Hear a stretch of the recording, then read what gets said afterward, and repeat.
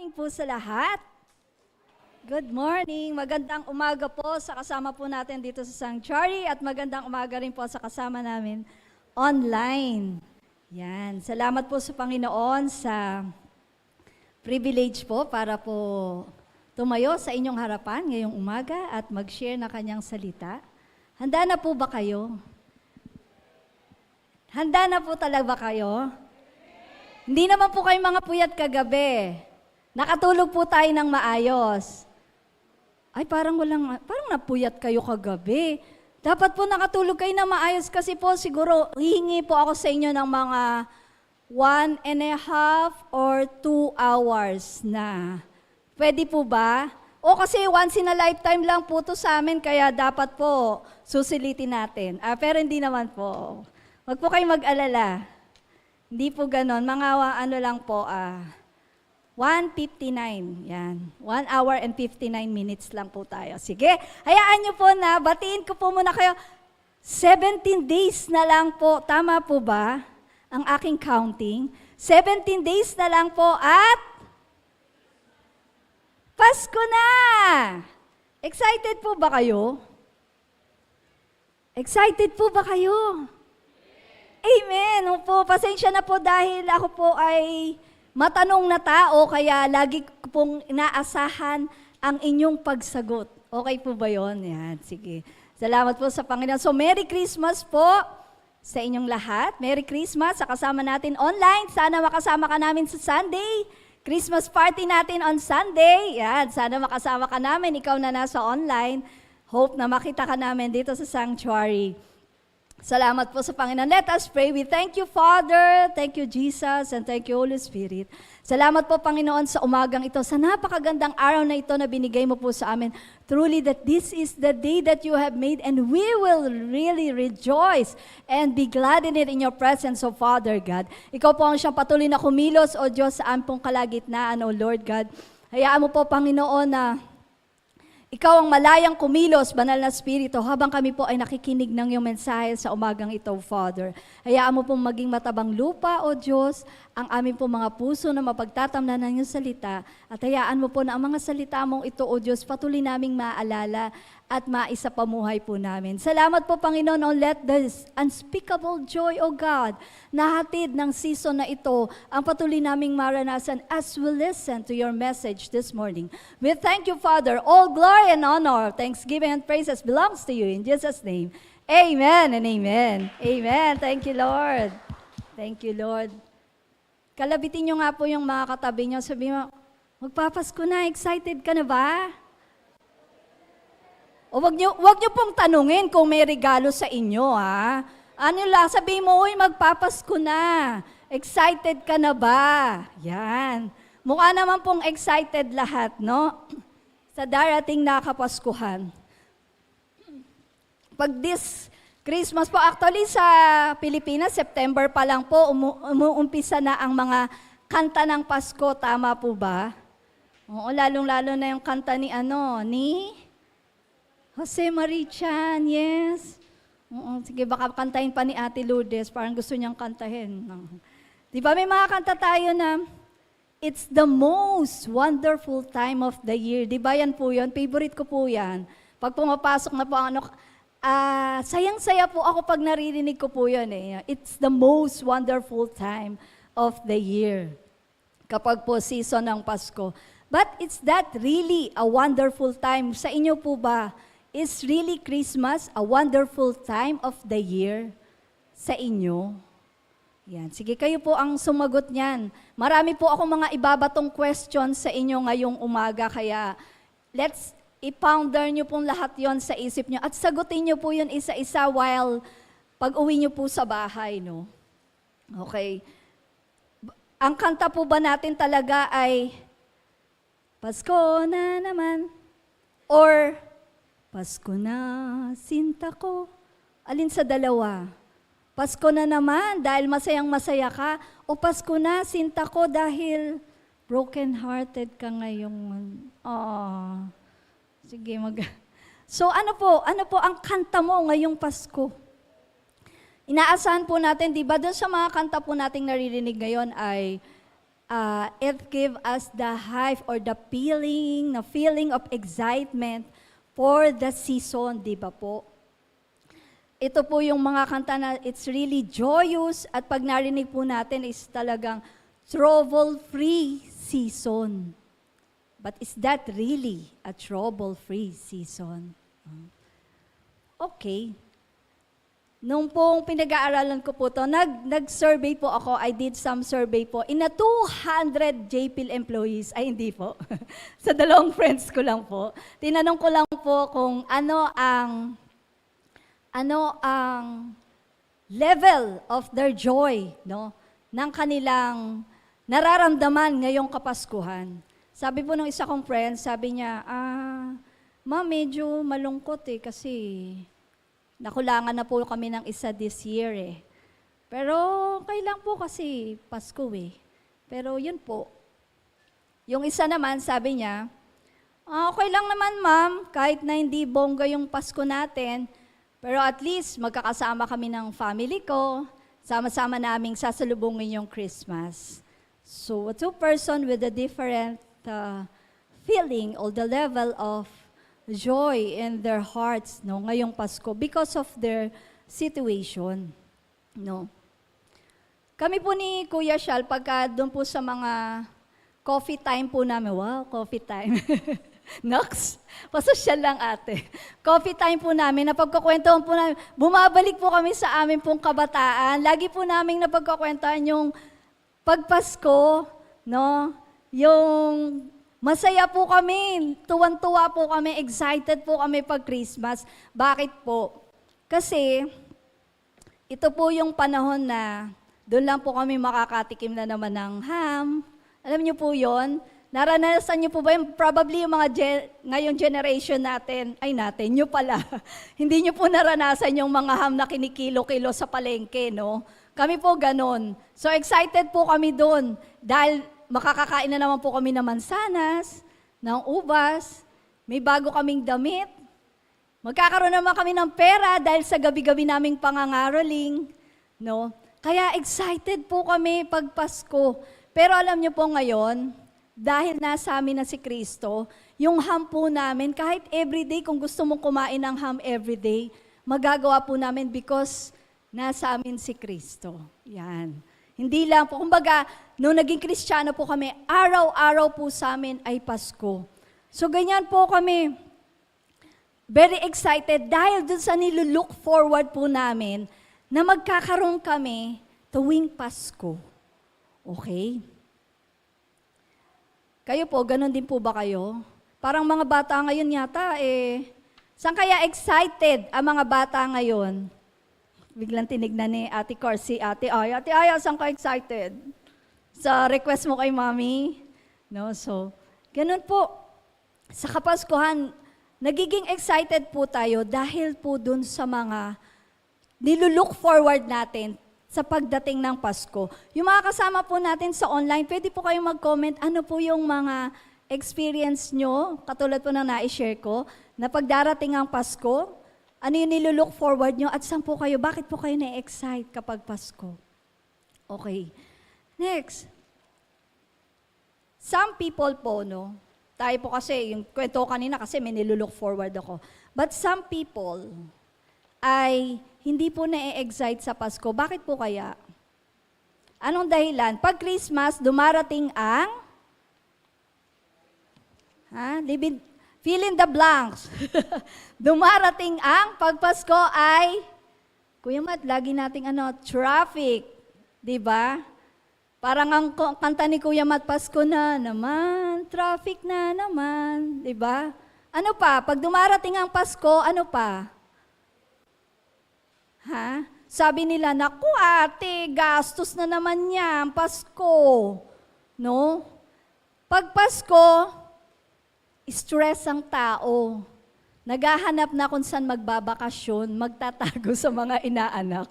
Pero hindi po tayo ganon, tama po ba? Yes, yung mga taga-BCC, lagi yung ready mag-share ng blessing. Amen, di ba?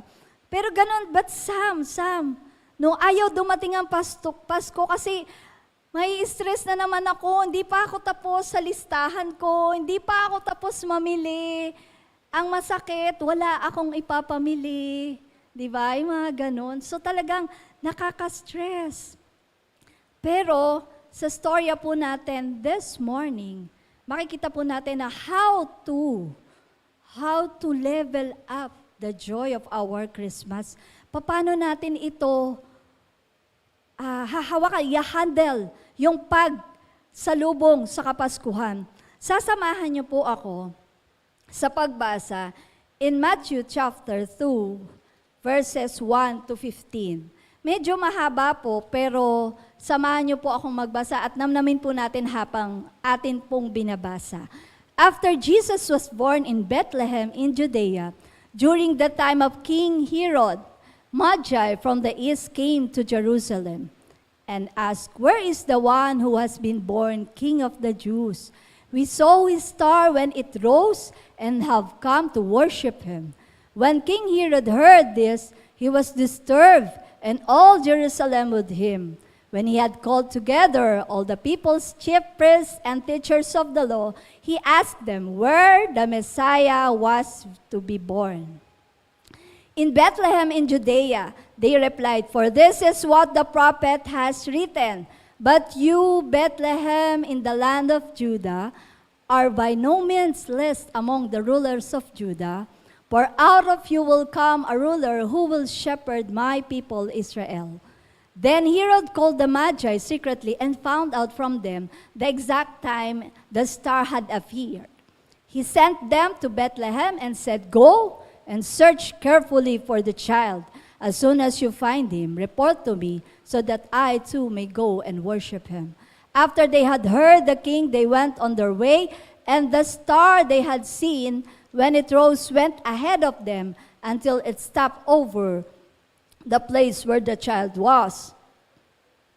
When they saw the star, they were overjoyed. On coming to the house, they saw the child with his mother Mary, and they bowed down and worshiped him. Then they opened their treasures, presented with gifts of gold, frankincense, and myrrh. And having been warned in a dream not to go back to Herod, they returned to their country by another route. When they had gone, an angel of the Lord appeared to Joseph in a dream.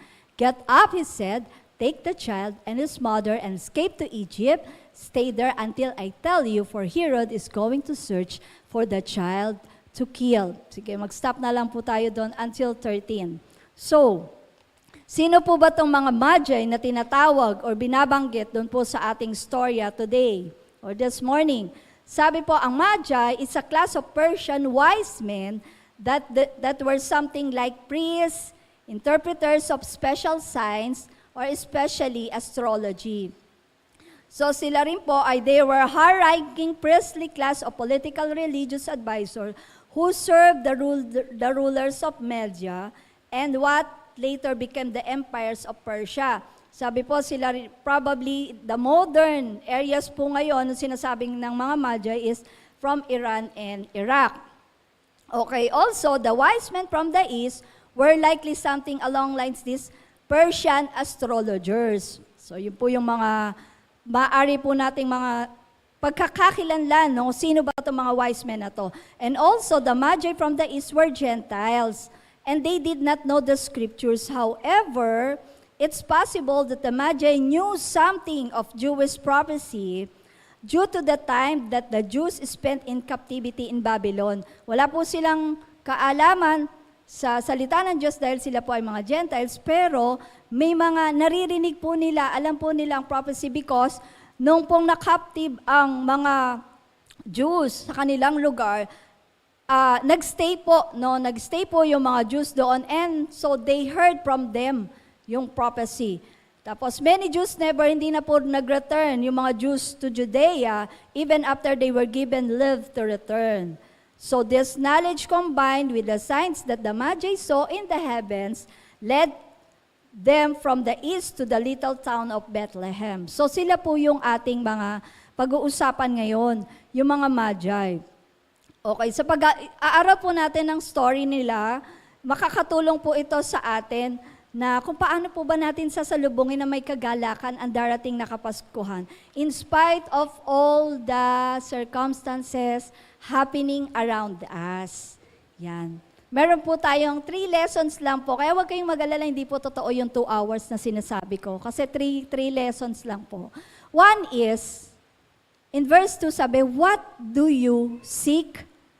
Ano ba yung hinahanap nila? Sabi, your level of joy at Christmas is directly related to what it is you seek. Ano ang iyong hinahanap? Ano ang nais mo ngayong Pasko? No? Ano ang bagay o tinitignan mo na makakapag-excite sa'yo or makakapag-satisfy sa'yo para sa panahong ito? Ano kaya yun? Magbigay tayo. Ano po ba nakaka-excite sa atin pag Pasko? Sa mga empleyado, ano? Wow, parang naka-bonus na kayo Bonus! Next, ano pa po ang pwedeng maka-excite sa atin? Meron pa ba? Mga gifts. Ano kaya regalo ng ninong ko, di ba? Saka nag-ano na kayo, nag-chat na. Wag na po kayong mag-alala, wag na po kayong mag-stress. Ito po ang GCash account ko. Yun. Di ba? Yun na po uso ngayon, di ba? Ninang, huwag ka nang ma-stress. Okay lang po ako. Ito po, GCash account ko. Sinend mo na kay Nina, kay Ninong, di ba? So ano pa? Ano pa po yung mga iniintay natin? Ay, na-excite ka na kung ano kaya ang iririgalo ko kay ate ko. Na yung gustong-gusto ni ate, ano kaya? Na-excite ka. Ako po kasi pag bumibili ako ng gift, na-excite po ako Kahit ako po yung magbibigay. Opo, na-excite po ako. Na-excite din ako kung ano kaya ang bagong libro na matatanggap ko ngayon. Parang ganon. So excited ka in everything, no? Marami po tayong ganyan. Ano kaya ang mga party? No, magkikita kami ng mga friendster, ng mga dabarkads ko. Ng kinder, meron pa ba? Elementary. No, di ba? It's time for reunion, di ba? Ng high school, ng college. Di ba? Yan yung mga nilulook forward, tinitingnan natin But sometimes it is nakakapagod. Okay. Ano pa? Bukod doon, andun yung hope mo, di ba? Pero alam nyo ba, yung mga tinitignan nating mga ganitong bagay, at sometimes nagiging dahilan para po tayo ma-prostrate, di ba? Kasi isipin mo, may bonus kami ngayon. Iniisip mo pa lang yun, nakalista na kung anong ano mo doon sa bonus mo, anong gagawin mo, saan mo gagastusin, etc. Pero yung pala, hopya. Alam niyo yung hopya? Hopya lang, ganun. Hopya, paasa lang. Kayo naman, para naman kayo di mga Gen Z. Hopya, paasa lang, ganun. Sabi, may bonus, tapos cost-cutting pala. Di ba? Ganun. Kung tinitignan mo, parang may excite ka. Pero thank you pa rin kay Lord, no? So yung mga ganun, napapahopya lang. Darating daw si ate. Naku, pag dumating si ate, maraming pasalubong. Tapos bigla hindi ako matutuloy, may emergency, may urgent, etc. O pahopya din si ate, di ba? So yung mga ganon, dapat kumpleto kami. Hindi darating si ate. So wala na, malungkot ka na. Hindi kayo kumpleto sa Pasko. Di ba? Yung mga ganon. Actually, sabi, wala sa Pasko yung problema. No? Kung bakit ang tao ay nagiging napoprostrate or nalulungkot pag dumarating ang Pasko. The problem is not Christmas. Hindi doon sa Kapaskuhan, kundi it is in our expectations. No, ano yung ini-expect mo doon? Doon tayo napoprostrate. We are looking for the wrong thing. Nakatingin tayo doon sa maling bagay. No? But the Magi, dito po sa ating storya, shows us how to increase the level of our joy this Christmas by looking for the right thing. Sabi, looking for the right thing. And ano po yung hinanap nila?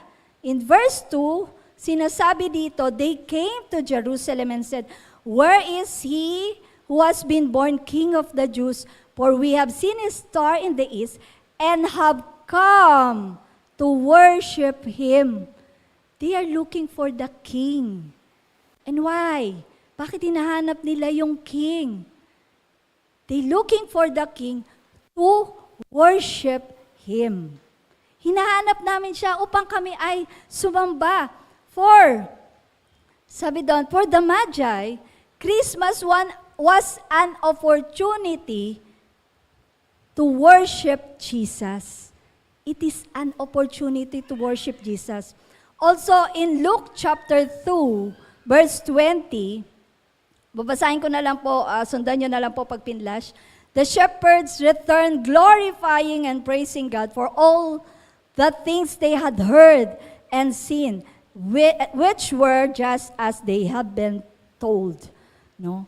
Same thing. Nung bumalik yung mga shepherds, narinig nila yung mensahe ng angels, pagbalik nila, they were rejoicing and they are glorifying God and they are praising God.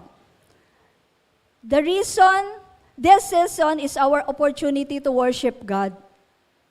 To thank the Father for sending His Son. Binigay niya ang kanyang bugtong na anak para sa atin. Huwag po tayong magreklamo, sabi mo, "Hi, Pasko na naman." Wag, why? Because ikaw at ako ang dahilan bakit may Pasko. Alam niyo po ba yun? Because of the great love of the Father, He gave His only begotten Son para sa akin, para sa iyo, to save us. That is the reason why may Christmas. Bakit may Jesus sa Bethlehem? No, bakit may Jesus in the manger? Because of me and you. Dahil sa pagmamahal ng Ama sa atin. No? Nagrereklamo tayo, pero tayo pala ang dahilan ng Kapaskuhan because of the Father's great love to us. No, siguro sasabihin mo, Ate Jules, every Sunday naman, lagi naman ako nag-worship, hindi nga ako nagli-live, no? Hindi nga ako nagli-live pag Sunday. Pero sabi dito is, sabi niya, what we need to be looking for and expecting this Christmas is an experience of worship. An experience of worship that patungo no, sa King. An extravagant worship, kakaibang pagsamba ngayong Pasko. Naalala ko po, kakaibang pagsamba ngayong Pasko, pinapaalala ko po sa bawat isa na may service po tayo sa Pasko, 9 o'clock. Ayan, opportunity to worship God sa kanyang kaarawan. Okay? Opportunity to give an extravagant worship sa King of Kings and Lord of Lords. Sa Diyos na nagbigay ng buhay para sa iyo at para sa akin. Ayan po. Next is, where do you look? Saan ka nakatingin? Sabi ko po sa inyo ngayong umaga, marami po akong tanong na ibabato. In verse 2 and 3, sabi po, the level or your level of joy at Christmas is directly related to where you look. No, dito po sa mga Magi, first, sabi po, they look in the wrong place and they also look at the right place in Christmas. So, they started looking at the wrong place. Bakit po? Kasi, nung nakita nila yung star, sabing may papanganak na hari, so ang instinct ng isang tao ay inisip nila, saan ba pinapanganak ang mga hari? Saan ba yung mga linya? Saan ba makikita yung mga hari na yan? No? And they went to Herod's place, no? In the Herod's palace. Sabi ko, the Herod's palace is the great in the capital city of Jerusalem. So inisip nila, doon yung lugar na matatagpuan natin yung king, papanganak na hari, sa great palace ni Herod. No? Ganon po tayo minsan no? Kapag nakakaisip ng ganon, ipapanganak ang isang hari, gumagana syempre yung instinct or yung pag-iisip ng isang tao. Na yung hari ay papanganak kunyari sa lugar na kung saan ay andon ang mga hari. Okay? Sa atin, ganun din. We're looking in the wrong places ng ating pong kagalakan para sa Paskong ito. We think by getting or giving gift ay masasatisfy po tayo. Maaari din namang ini-imagine natin, katulad po ng sabi ko kanina, kapag kasama po natin ang buong pamilya at ang mga Dabar Cards, ay masasatisfy po tayo and we get excited.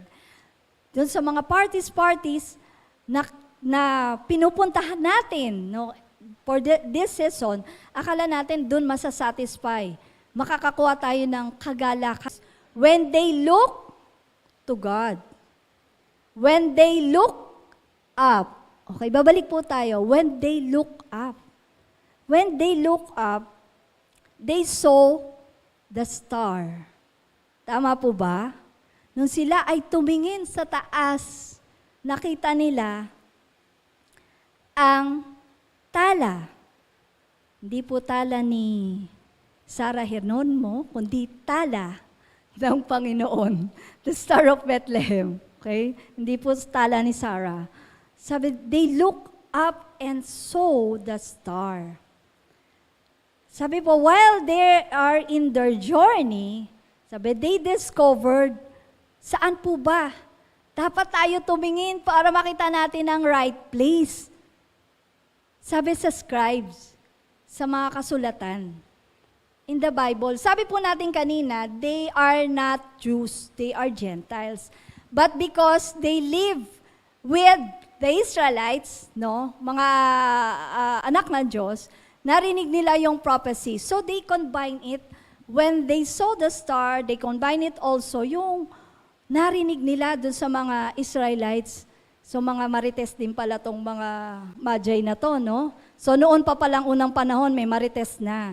Ano lang, social lang, medyo honorable kasi mga wise men, di ba? Mga astrologers. Let us read in Micah chapter 5 verse 2. Saan po ba daw makikita? Sabi, but you, O Bethlehem, Ephrata, who are too little to be among the clans of Judah, from you shall come forth for me one who is to be ruler in Israel, whose coming forth is from ancient days. Sabi dito, galing sa Bethlehem. So ito po yung naging gabay nila, no? Pansinin po natin na itong mga Magi na ito, sabi po, they are wise. Ang tawag sa kanila ay wise men, matatalinong mga tao. Pero sa kasamaang palad po, sa kanilang katalinuhan, hindi po nila alam ang salita ng Diyos. Kaya yung katalinuhan nila ay short, no? Di po sapat para unawain ang mga bagay na patungkol sa Diyos. Ganon din po tayo mga kapatid sa ating buhay. Kung wala po ang salita ng Diyos sa ating pong buhay, lahat po ng ating karunungan na meron tayo ay hindi po sapat, no? Para po harapin ang buhay sa mundong ito. Kailangan po natin ng salita ng Diyos na siyang maging ilaw at gagabay sa atin. Just like this, mga Magi na ito. So sa information na nakuha nila, they look up, lifted their heads, and saw the star. No? And follow it. Patungo. Yun po yung naging gabay nila. Patungo po sa Bethlehem. Alam niyo po, sabi doon sa pag-aaral na akin pong nagawa, sabi, 2 book lang po ang nag-record ng birth of Jesus Christ. Tama po ba? Yung mga wise men natin dyan, kailangan ko ng sagot nyo. 2 lang. Sino po yon? Matthew and Luke. Ayan. Sabi sa inyo, may mga wise men po tayo. Dyan lang po sa tabi-tabi ang mga wise men natin. Si Matthew and si Luke, sabi po, in ancient times. So, tingnan po natin, ano po ba tong star na to? Sabi po, in Greek word po, sabi yung star na yon ay aster, meaning star or celestial body. or in some context, sabi, aster is even used to refer to angels, katulad po nung binabanggit doon sa Revelation chapter 12, verse 4. Kunin lang po natin yung nasa unang part. Its tail swept a third of the stars out of the sky and flung them to the earth. So yun po, same as binabanggit. Sabi nila, in some context daw po, ito daw po ay nire-refer sa angel. Sabi, another possibility din po ng star ay, ito daw pong star na to ay was a comet. Comet. Yung pong gumaganon. Kaya sabi po, yung star ay moving siya, no? Makikita niyo po yan, isa pa pong advertisement, manood po tayo ng Born is the King on December 22 at makikita po natin yung story.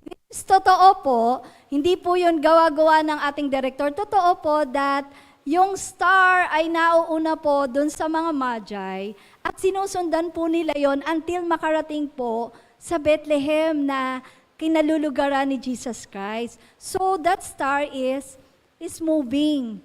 Pero mas cute po yung star na makikita nyo sa December 22. Abangan nyo po yun. Okay? Sabi din po, yung star din po na yon can be a manifestation of God's Shekinah glory. Sabi, like the pillar of cloud and the pillar of fire that led the Israelites through the deserts, which is written in Exodus 13:21. So yun po yung mga history or mga pag-aaral ng mga matatalino patungkol po dun sa ano bang star yon. Okay. Then balik po tayo dun sa mga magi. Sabi ko nga po, di sapat ang kanilang karunungan para matagpuan ang isinilang na hari. Ngunit nung sandali or sa sandaling itinaas nila ang kanilang ulo, ang kanilang paningin sa kalangitan, nakita nila ang tala na gagabay sa kanila upang matagpuan nila ang isinilang na hari na magdadala sa kanila ng malaking kagalakan. Sabi po, they look up and found direction going to the king. And also, they look up and they were overjoyed.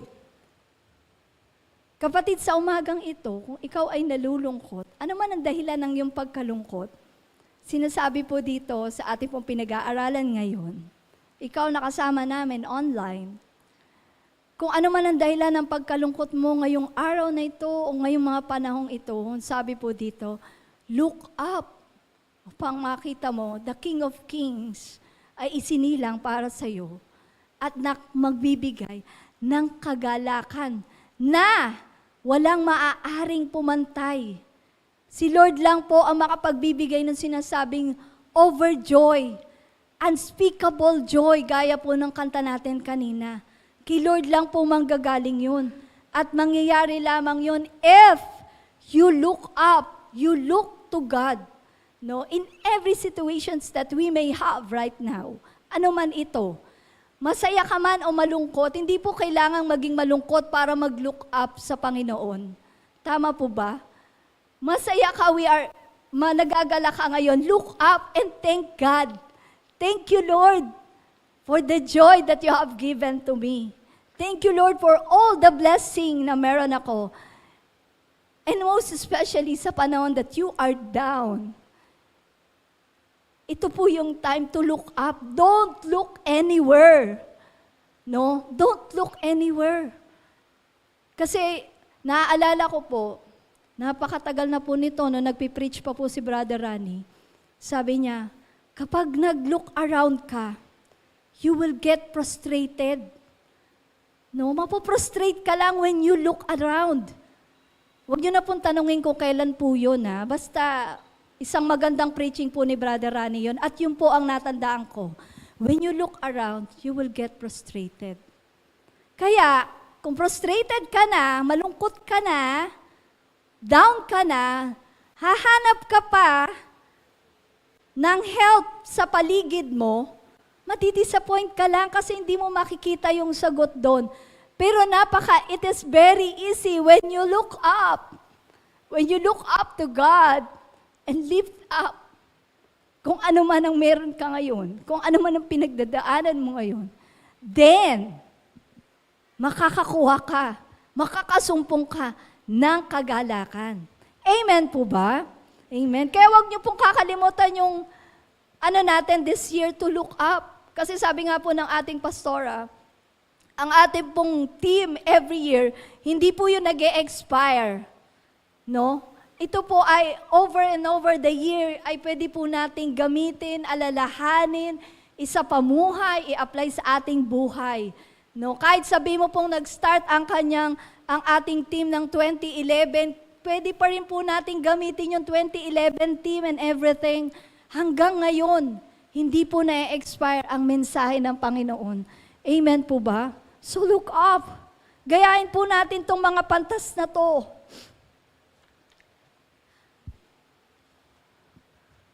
Parang binibilang niyo po yung pagganong ko, no? Sasabi na, ayan, malapit na, numinipis na yung papel ni Ate Jules. Huwag ko kayo mag-alala. So look up. Third one is, what do you give? What do you give? Your level of joy this Christmas is directly related to what you give. Sabi po, the Magi came to Jesus' house bearing gifts. No, the gifts they gave were entirely appropriate para po kay Lord, para po dun sa pagbibigyan. Di ba ganun po tayo pagka mag-aano tayo ng gift? Nung pong nag-exchange gift po yung mga leaders, wala pong wish list. Sabi ni Pastor, wala nang wish list. Magkakakilala naman tayo eh. O, totoo naman po yun, di ba? So ikaw, ano ko ibibigay ko sa nabunot mo, di ba? Ang iniisip mo ay gift that is appropriate dun sa pagbibigyan mo. Ganon po yung ginawa ng mga Magi. They gave gifts appropriate for the king. No? They gave gold, a gift for a king. By giving it, sabi po, they acknowledged that Jesus was and is the king. Next, they gave frankincense, a gift for a priest. Sabi, this was incense the priest used in temple. By giving it, they acknowledged that Jesus was a priest, the one who would bring us to God. Okay? Next, they gave myrrh, a gift for the dead. This was a fragrant ointment used to anoint a body before burial. By giving it, the wise men acknowledged that Jesus had come to die for the sins of the world. So yun po yung sinasabi dito. And ngayong Kapaskuhan, sabi, we ought to give appropriate gifts this Christmas po, no? Sa ating pong mga mahal sa buhay, sa ating pong mga kaibigan. Pero baka mamaya, balikan niyo po ako, sabihin niyo sa akin, Ate Jules, ano nga yung ibibigay kong gift? Wala nga kaming bonus ngayon. Diba? Alam niyo po, yung pagbibigay ng regalo, hindi po yan nasa salig lang sa material na bagay. Hindi po pag sinabing gift, sa bagay, normal po sa ating mga tao na pag sinabi mong gift, ay material things, di ba? Normal yon. Pero, may isa rin po teacher, parang nawawala na po ako. Kuya Greg, wait lang, 1.5 pa ako. Ano ba, 30 minutes pa lang oh. Diba po, meron tayong isang preacher, sabi niya, lagi niya daw po sinasabi sa kanyang mga anak, yung kanyang gift ay walang katumbas. No? Hindi mo kayang ibalot, hindi mo kayang sukatin, hindi mo kayang i-contain sa isang lalagyan. Dahil sabi niya, dahil ang gift ko sa inyo mga anak ay pagmamahal. Yan. Kayo rin po ba, ganun din po sinasabi niyo sa mga inaanak niyo? Chat-chat mo, inaanak, alam mo, love na love ka ni Ninang. Ganun ba? Pero kidding aside po, ang regalo po ay hindi lang po nasasalig yun sa material na bagay. Ngayong Kapaskuhan, huwag po tayong mamroblema na wala akong budget, walang ganito, walang pamilya, etc. Huwag po tayong ma-stress because sabi nga po, we can give or we ought to give gifts to our family and loved ones and friends by giving your love, your kindness to your family. Ang corny mo naman, Ate Jules. Ano lang yan ang tawag doon, dahilan mo lang yan kasi hindi ka nakapamili di ba? But it's true. You can give love and kindness. Bakit? Kasi all throughout the year, baka lagi kayong parang aso't pusa ng kapatid mo, di ba? Para kay mga tigre, magkatingin, gagano ng kagad kayo all throughout the year. But this time, ngayon naman kapaskuhan, iparamdam mo naman sa kapatid mong, Pasko ngayon, I love you. Hindi lang I love you, kundi yung kindness, no? Nasasabihin ng kapatid, wow, si ate, hindi mataray ngayon Tapos may isip niya, kasi Pasko. Di ba? Ang bait ni ate kasi Pasko. Yung ganon, hindi po, this is not a joke dinadaan ko lang po sa para medyo maging light po. Pero that is true. This Christmas, we can give love and kindness, show kindness to your family and friends, especially to your family. Kasi baka hindi nyo po alam, nai-stress po yung mga pamilya nyo. No? Nai-stress nyo po sila. But this time, be kind naman, sabi nga. Narinig ko lang po yun, Hindi. Pero totoo, be kind, kapatid, sa iyong pamilya. Be kind, be obedient, mga anak, sa inyong mga magulang. Right? Yun po yun. We ought to give help sa mga hurting people. Kaya nga sabi, always be kind kasi hindi mo alam, baka yung nakakasalamuha mo, nakakaharap mo, ay may pinagdadaanan. Kaya sabi, always be kind. Pwede po tayong magbigay ng help this Christmas. Kasi, sa totoo lang po, yung regalo is good. Makakapag, buti na lang naalala niya ako, something like that. Pero iba, pagka binigyan mo ng oras yung tao, kinamusta mo, kinausap mo, no?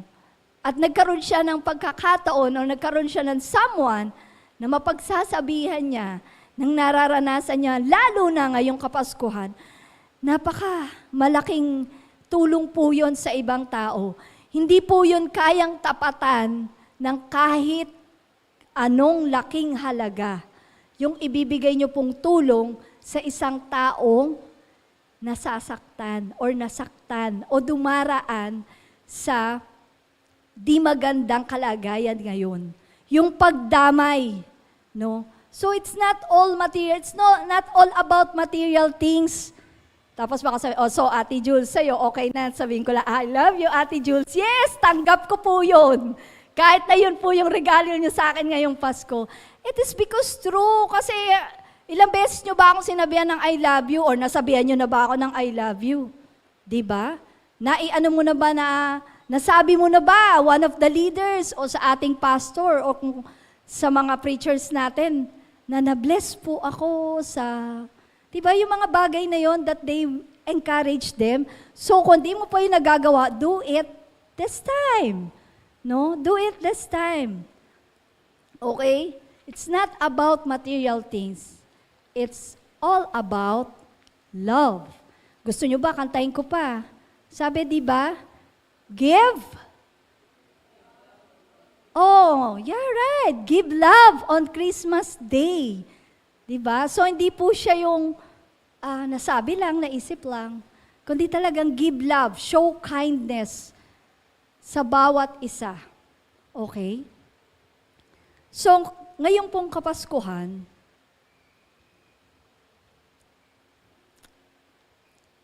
ano ang nais mo? Saan ka nakatingin? At ano ang pwede mong ibigay upang maging excited ka sa darating na Kapaskuhan? I encourage you, brethren, na ituon natin ang ating pansin sa tunay na kadahilanan ng Pasko. At ito ay ang tunay na pag-ibig ni Kristo sa iyo at sa akin. No? What are you giving for Christmas this year? Ano ba yung mga kinukonsider mong ibibigay mo sa iyong sarili, even to yourself. Sabi doon sa isa, pwede tayong magbigay ngayong Pasko ng kapatawaran sa iba, sa mga nakagawa sa atin ng masakit, and most especially, pwede tayong magbigay ng kapatawaran sa ating pong sarili. May mga tao, di ba, na hindi nila mapatawad yung sarili nila, sinisisi nila yung sarili nila sa bagay na, sa mga pangyayari sa kanilang buhay, na kung saan ay isang malungkot na bagay, if you cannot forgive yourself, you cannot give forgiveness to others. Tama po ba yun? Diba? So give forgiveness. Pwede rin po yun. Hindi po yung kayang tapatan ng pera, yung pagpapatawad na pwede mong ibigay sa isang tao. At hindi rin pwedeng tapatan ng pera o any material things in this world, yung pagpapatawad na dapat mong gawin sa sarili mo. Okay? Forgive yourself, forgive others, show compassion to the hurting. No? And above all, sabi nga, give your heart to Jesus. Above all, the best gift that you can give to yourself is to give your heart to Jesus. To open your heart to Jesus. Okay? I remember po, meron pong isang kanta. Ano po to? Ito po yung mga pamatay na Christmas carol na ginagamit po namin nila Sister Chari before. Di ko po alam kung natatandaan pa po ni Sister Chari itong kanta na to. Ito po ay kinanta ni Lito Magnaye, papuri artist po. Ayan na naman, nag-iisip na naman kayo, nakatingin kayo. Okay naman nyo kasi naka-look up kayo, nag-iisip kayo. Sino kaya ito sinasabi ni Ate Jules? Papuri artist po to. Ang kanta niya po ay, sabi ay, Pasko'y masaya pagkat si Kristo'y sumilang na. Hindi ko na po kakantahin na, hindi po ako nag-practice. Sabi po, pag si Kristo ay wala sa buhay mo, di lubos ang iyong Pasko. Pasko'y masaya, ito'y lagi ng makulay. Pasko'y masaya kapag si Kristo'y nasa buhay mo. Again, yung sinabi ko po kanina, the best gift that you can give is to open your heart to Jesus. To give your life to Jesus. At hayaan mo na ang hari na mga hari, ang Diyos na bumaba dito sa lupa para ikaw ay iligtas, ang Diyos na nagbigay ng buhay niya para sa iyo, ay pumasok sa puso mo. At once na ginawa mo ito, I assure you, walang dadaang kapaskuhan sa buhay mo na malungkot. Kasi sabi doon sa kanta, kapag si Kristo ay wala sa buhay mo, hindi masaya ang Pasko. Kahit anong meron ka, tandaan niyo po, kahit anong meron tayo, hindi po magiging masaya ang Pasko kung wala si Kristo sa puso mo. So the very important thing na dapat meron tayo sa ating buhay upang yung level ng kagalakan mo ay andun to the highest level, dapat si Kristo nasa puso mo. Tanggapin mo si Kristo, tanggapin mo yung hari na isinilang para sa iyo. That is the secret ng level up joy ngayong Pasko. Jesus should be in your heart. You must receive Jesus, accept Jesus as your Lord and Savior. Yun po yung sinasabi sa atin ngayong umaga. Tanggapin mo si Kristo sa buhay mo. Papasukin mo siya. Paghariin mo siya sa iyong buhay upang magkaroon ka ng isang makulay, masaya, at makabuluhang Pasko. Sinasabi ko po sa inyo, every year, every Christmas, o sasabihin natin that every day is Christmas sa buhay mo. Tama po ba? Ganun po tayong mga Kristiyano. Araw-araw Pasko. Hindi kailangang maging bear. No? Hindi kailangan dumating ang bear para maging Pasko. But every day is Christmas sa mga Kristiyano dahil si Kristo ang nasa buhay ko. Tama po ba? Naalala niyo po yung testimony ko kanina? Kung noon, ang pagkain ko ng ham ay tuwing Pasko lang, ngayon, kahit everyday, pwede akong kumain nun. Gusto niyo share ko sa inyo? Everyday! Everyday or any season, may bago kang damit. No? Any season, may pagpapala ka, may pera ka. Hindi ka nauubusan. Because Jesus is in my life. No, ang provider ng everything ay kasama ko, nasa puso ko, nasa buhay ko. Kaya hindi ko kailangan dumating ang Kapaskuhan upang maranasan ang lahat ng ito. Every day is Christmas sa taong may Kristo sa kanyang puso. Every day is Christmas sa taong pinaghahari si Kristo sa kanyang buhay. Dumaan man ang anong kalagayan at sitwasyon ng buhay, hindi po natin maaalis yan. Siguro po ngayong panahon to may pinagdadaanan ka man. Kapag Paskong Pasko, sasabihin mo, Paskong Pasko, ang dami kong problema. Paskong Pasko, may sakit ka. Paskong Pasko, yung loved ones mo may sakit. Paskong Pasko, wala kang pera sa bulsa. No? Pero hindi po ito makakaapekto upang salubungin mo ang Kapaskuhan ito ng may kagalakan. At ang sikreto nito, paulit-ulit kong sasabihin, ay si Kristo. Papasukin si Kristo sa iyong buhay. Tanggapin siya bilang Panginoon mo tagapagligtas upang magkaroon ka ng buhay at Kapaskuhan na punong-puno ng kulay at kagalakan. Amen po ba? Amen. So let us pray. Thank you, Lord. Thank you, Father. Thank you, Jesus. You're worthy of all praises, Lord. You're worthy to give thanks, O Father God. Salamat po, Panginoon.